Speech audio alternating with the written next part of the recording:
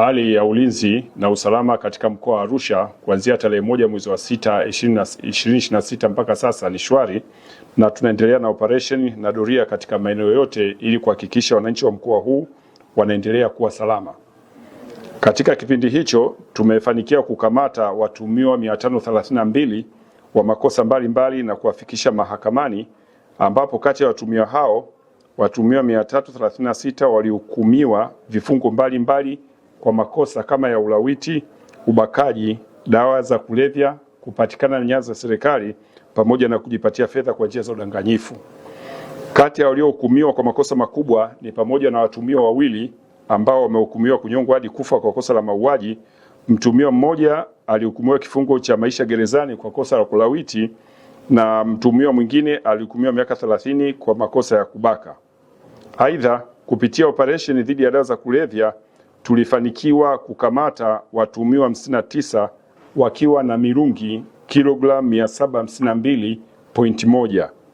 Aidha, watuhumiwa 33 wakiwa na bangi kilo 25.2 na misokoto 350 pamoja na mtuhumiwa mmoja akiwa na kete za heroini 9.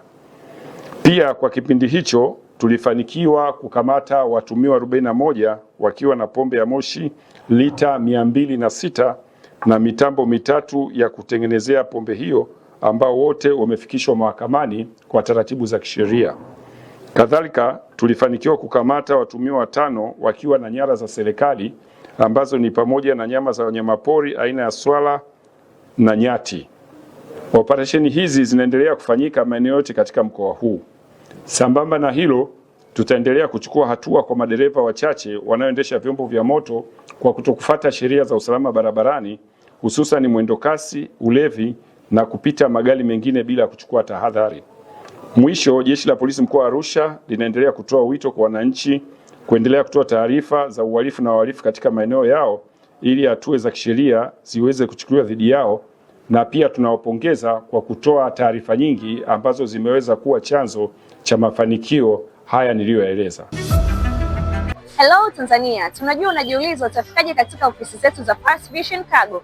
Tunapatikana Dar es Salaam, barabara ya Lumumba, jengo la ushirika Tower, floor namba 8.